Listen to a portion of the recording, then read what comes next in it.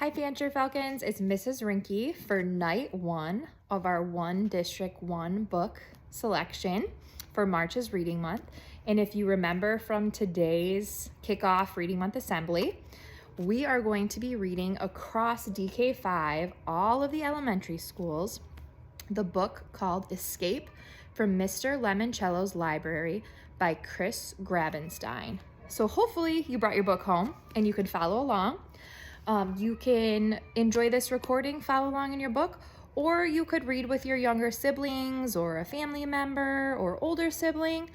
So it's totally up to you, but I am going to kick us off for night 1. Hopefully you have that reading month calendar with you at home. Tonight we are reading chapters 1 through 3. So I get to start us off. The chapters are pretty short, so I hope you enjoy. You may hear some little ones here playing around too. My girls are playing in the basement. So chapter 1, there are no book titles, you'll notice. So this is how Kyle Keeley got grounded for a week.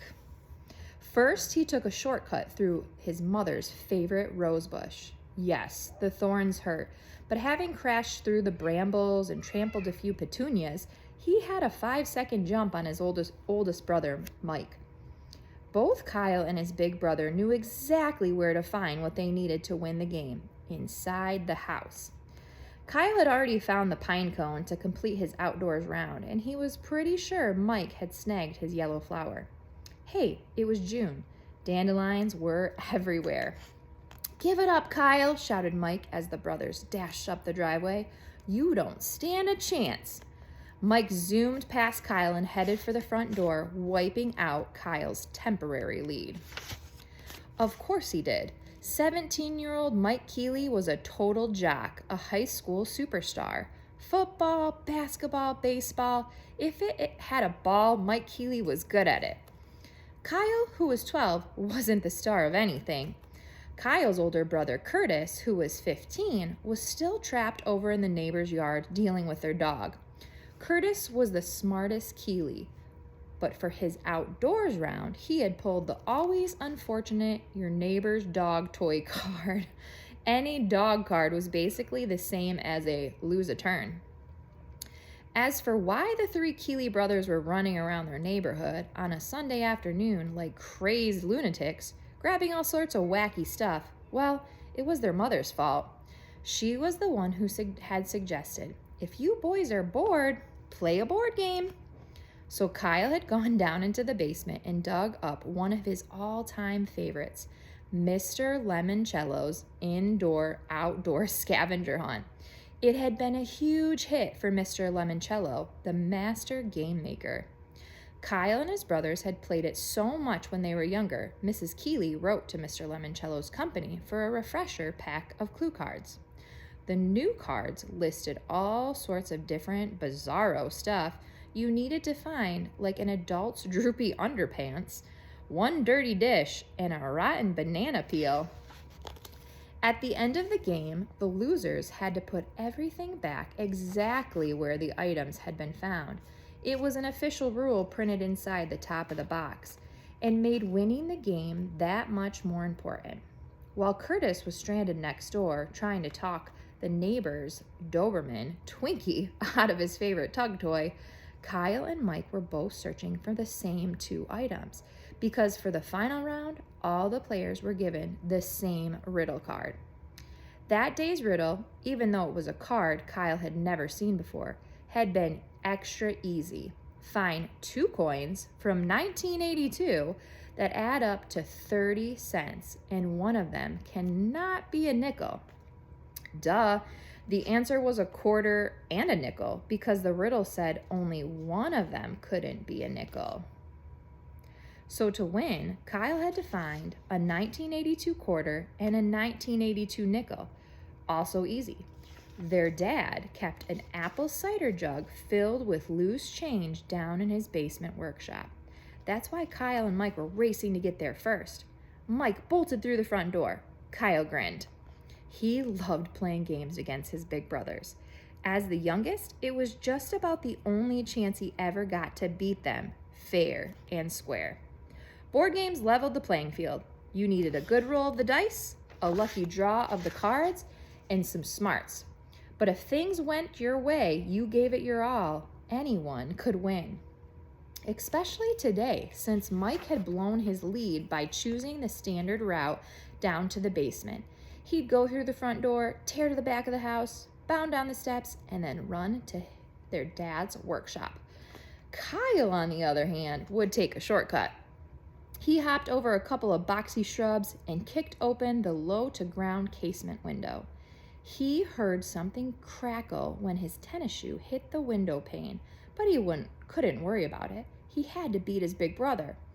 He crawled through the narrow opening, dropped to the floor, and scrabbled over to the workbench where he found the jug, dumped out the coins, and started sifting through the seas of pennies, nickels, dimes, and quarters. Score! Kyle quickly uncovered a 1982 nickel. He tucked it into his shirt pocket, sent pennies, nickels, dimes skidding across the floor as he concentrated on quarters. 2010, 2003, 1986. Come on, he muttered. The workshop door swung open. What the? Mike was surprised to see that Kyle had beaten him to the coin jar. Mike fell to his knees and started searching for his own coins, just as Kyle shouted, "Got it!" and plucked a 1982 quarter out of the pile. What about the nickel? Demanded Mike. Kyle pulled it out of his shirt pocket. You went through the window? Said a voice from outside. It was Curtis, kneeling in the flower beds. Yeah, said Kyle. I was going to do that. The shortest distance between 2 points is a straight line. I can't believe you won, moaned Mike, who wasn't used to losing anything. Well, said Kyle, standing up, strutting a little. Believe it, brother, because now you two losers have to put all the junk back. I am not taking this back to Twinkie, said Curtis. He held up a very slimy knotted rope. Oh, yes, you are, said Kyle, because you lost. Oh, sure, you thought about using the window. Kyle, mumbled Curtis. You might want to shut up. What? Come on, Curtis. Don't be such a sore loser just because I was the one who took the shortcut and kicked open the window and... You did this, Kyle. A new face appeared in the window. Their dad's. Chuckled Mike behind Kyle. You broke the glass? Their father sounded ticked off. Well, guess who's going to pay to have this window replaced? That's why Kyle Keeley had 50 cents deducted from his allowance for the rest of the year and got grounded for a week. Chapter 2. Halfway across town, Dr. Yunani Zinchenko, the world-famous librarian, was walking briskly through the cavernous building that was only days away from its gala grand opening. Alexandriaville's new public library had been under construction for 5 years. All work had been done with the utmost secrecy under the tightest possible security. One crew did the exterior renovations on what had once been the small Ohio city's most magnificent building, the Gold Leaf Bank. Other crews, carpenters, masons, electricians, and plumbers, worked on the interior. No single construction crew stayed on the job longer than 6 weeks. No crew knew what any of the other crews had done or would be doing. And when all those crews were finished, several super secret covert crews, highly paid workers who would deny ever having been near the library, Alexandriaville, or the state of Ohio, stealthily applied the final touches. Dr. Zinchenko had supervised the construction project for her employer, a very eccentric, some would say loony, billionaire. Only she knew all the marvels and wonders the incredible new library would hold and hide within its walls.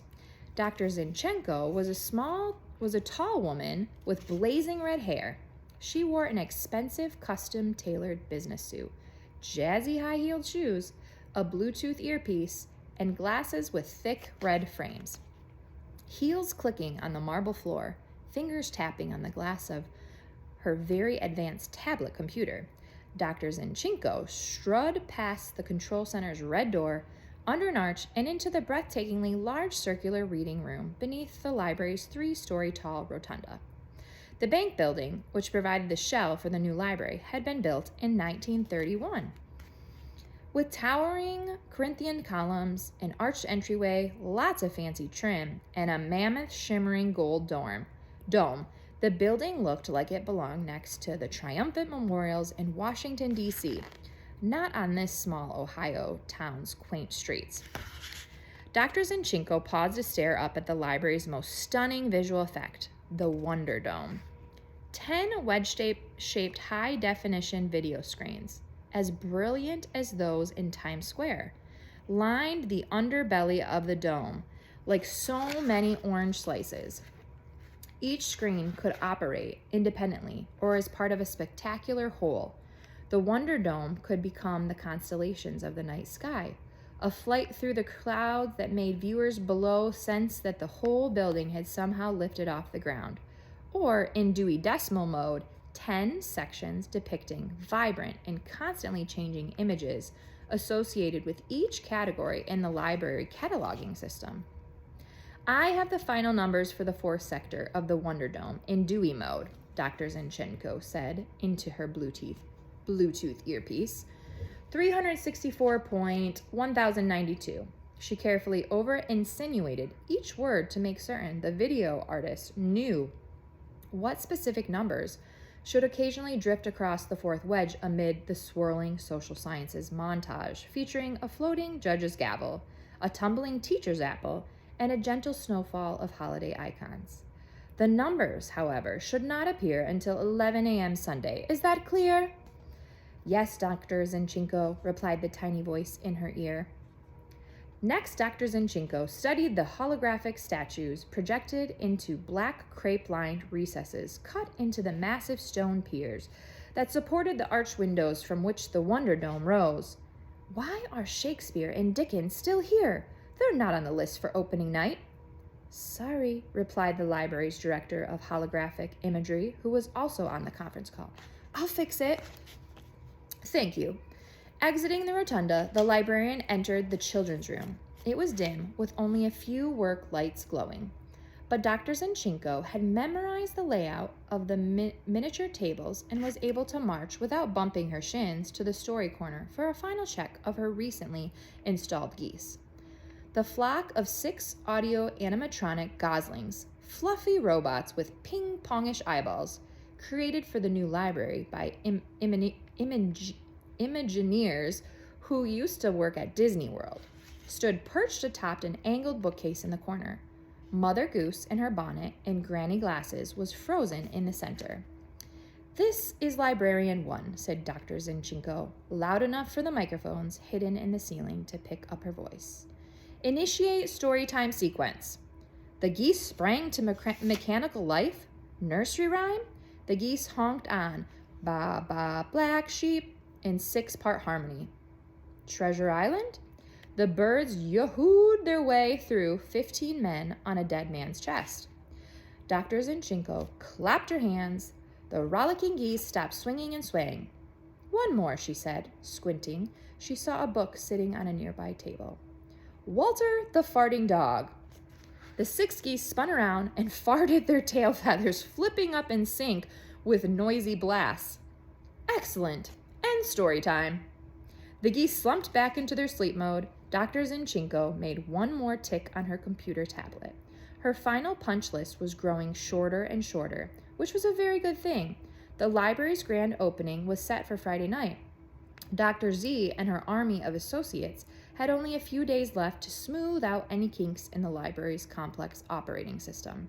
Suddenly, Dr. Zinchenko heard a low, rumbling growl. Turning around, she was eyeball to icy blue eyeball with a very rare white tiger. Dr. Zinchenko sighed, touched her Bluetooth earpiece. Ms. G, this is Dr. Z. What is our white Bengal tiger doing in the children's department? I see apparently there was a slight misunderstanding. We do not want him permanently positioned near the Jungle Book. Check the call number 599.757, right? He should be in zoology. Yes, please, right away. Thank you, Ms. G. And like a vanishing mirage, the tiger disappeared. Interesting. So chapter 1, we have a different setting at the Keeley house, right? And the brothers are running around playing a scavenger hunt-like game. And then chapter 2 takes us to this little interesting library. Chapter 3, our final chapter for the night. So you may want to go back and reread some of these parts or talk about some of the words. And let's listen in and see if we can pick up on maybe our trivia question for tomorrow. Chapter 3. Of course, even though he was grounded, Kyle Keeley still had to go to school. Okay, so now we're back to our main characters from the start of the book, right? Mike, Curtis, Kyle. Time to wake up, his mother called from down in the kitchen. Kyle plopped his feet on the floor, rubbed his eyes, and sleepily looked around his room. The computer handed down from his brother Curtis was sitting on the desk that used to belong to his other brother, Mike. The rug on the floor with its Cincinnati Reds logo. Did you pick up on where the story is taking place? What state? So the rug on the floor with its Cincinnati Reds logo had also been Mike's when he was 12 years old. The books lined up in his bookcase had been lined up on Mike's and Curtis's shelves, except for the ones Kyle got each year for Christmas from his grandmother. He still hadn't read last year's edition. Kyle wasn't big on books, unless they were the instruction manual or hint guide to a video game. Sounds like some Fancher students I might know. He had a Sony PlayStation set up in the family room. It wasn't the high-def Blu-ray PS3. It was the one Sonata had brought Mike maybe 4 years earlier. Mike kept the brand new Blu-ray model locked up in his bedroom. But still, clunker that was, the 4-year-old gaming console in the family room worked. Except this week, well, it worked, but Kyle's dad had taken away his TV and computer privileges. So unless he just wanted to hear the hard drive hum, there was really no point in firing up the PlayStation until the next Sunday, when his sentence ended. When you're grounded in this house, his father had said, you're grounded. If Kyle needed a computer for homework during this last week of school, he could use his mom's, the one in the kitchen. His mom had no games on her computer. Okay, she had Diner Dash, but that didn't really count. Being grounded in the Keeley household meant you couldn't do anything except, as his dad put it, think about what you did that caused you to be grounded. Kyle knew what he had done. He'd broken a window. But hey, I also beat my big brothers. Good morning, Kyle, his mom said when he hit the kitchen. She was sitting at her computer desk, sipping coffee and tapping keys. Grab a toaster tart for breakfast. Curtis and Mike were already in the kitchen, chowing down on the last of the good toaster tarts, the frosted cupcake swirls. They'd left Kyle the unfrosted brown sugar cinnamon, the ones that tasted like the box they came in. New library opens Friday. Just in time for summer vacation, Kyle's mom mumbled, reading her computer screen. Been 12 years since they tore down the old one. Listen to this, boys. Dr. Yanani Zinchenko, the new public library's head librarian, promises the patrons will be surprised by what they find inside. Really? Said Kyle, who always liked a good surprise. I wonder what they'll have in there. Books maybe, said Mike. It's a library, Kyle. Still, said Curtis, I can't wait to get my new library card. Because you're a nerd, said Mike. I prefer the term geek, said Curtis. Well, I gotta go, said Kyle, grabbing his backpack. Don't want to miss the bus. He hurried out the door. What Kyle really didn't want to miss were his friends. A lot of them had Sony PSPs and Nintendo 3DSs, loaded with lots and lots of games. Kyle fist bumped and knuckle knocked his way up the bus aisle to his usual seat. Almost everybody wanted to say hey to him, except, of course, Sierra Russell. Like always, Sierra, who was also a 7th grader, was sitting in the back of the bus, her nose buried in a book, probably one of those about girls who lived in tiny homes on the prairie or something. Ever since her parents divorced and her dad moved out of town, Sierra Russell had been incredibly quiet and spent all her free time reading. "Nice shirt," said Amika Hughes as Kyle slid into the seat beside her. "Thanks. It used to be Mike's." "Doesn't matter. It's still cool." Amika's mother was Asian, her dad Irish. She had very long jet black hair, extremely blue eyes, and a ton of freckles. "What are you playing?" Kyle asked, because Akimi was frantically working the controls of her PSP 3000. "Squirrel Squad." "One of Mr. Lemoncello's best," said Kyle, who had the same game on his PlayStation. "The one he couldn't play with for a week. You need a hand?" "Nah. Watch out for the beehives." "I know about the beehives, Kyle." "I'm just saying." "Yes." "What?" "I cleared level 6, finally." "Awesome." Kyle did not mention that he was up to level 27. Akimi was his best friend. Friends don't gloat to friends. "When I shot the squirrels at the Falcons," said Akimi, "the pilots parachuted. If a squirrel bit the pilot in the butt, I got a 50-point bonus." Yes, in Mr. Lemoncello's catapulting critters game, there were all sorts of wacky jokes. The Falcons weren't birds, they were F-16 Falcon fighter jets. The squirrels, they were nuts, totally bonkers, with swirly-whirly eyes. They flew through the air jabbering gibberish. They bit butts. This was one of the main reasons why Kyle thought everything that came out of Mr. Lemoncello's imagination factory, board games, puzzles, video games, was amazingly awesome. For Mr. Lemoncello, a game just wasn't a game if it wasn't a little goofy around the edges. "So, did you pick up the bonus code?" asked Kyle. "Huh?" "In the freeze frame there." Akimi studied the screen. "Turn it over." Akimi did. "See that number tucked into the corner? Type that in the next time the home screen asks you for your password." "Why? What happens?" "You'll see." Akimi slugged him in the arm. "What?" "Well, don't be surprised if you start flinging flaming squirrels on level 7. Get out." "Try it. You'll see." "I will, this afternoon." "So, did you write your extra credit essay?" "Huh? What essay?" "I will, this afternoon." "So, did you write your extra credit essay?" "Huh? What essay?" The one that's due today about the new public library." "Refresh my memory."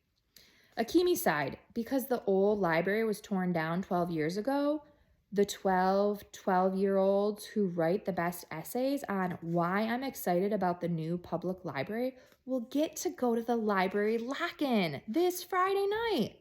"Huh?" "The winners will spend the night in the new library before anybody else gets to see the place." "Is this like the movie Night at the Museum? Will the books come alive and chase people around and junk?" "No, but there will probably be free movies and food and prizes and games." All of a sudden, Kyle was interested. And that wraps up chapter 3 for us. It's our first night's reading. So I hope you enjoyed. Thanks for joining me. Like I said, you might want to go back and reread parts or talk about some of the vocabulary. I think we're off to a good start. We've been introduced to some of our main characters. So hopefully, again, you've brought home your calendar. On the back of your calendar, you can flip it over. There's that game board, and you can color in if you've read chapter 1 through 3.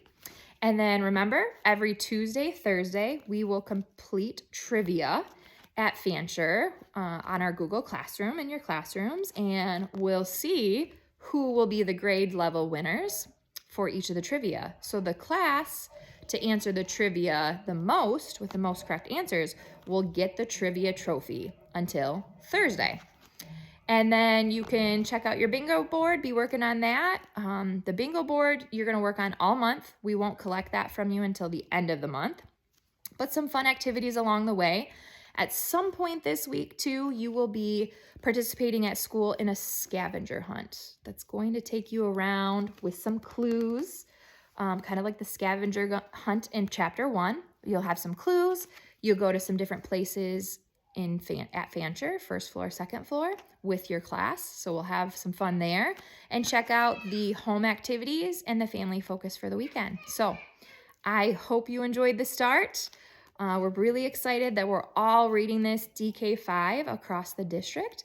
And come back tomorrow for another guest reader, or read on your own with your family or independently, whatever you choose to do. We'll see you later.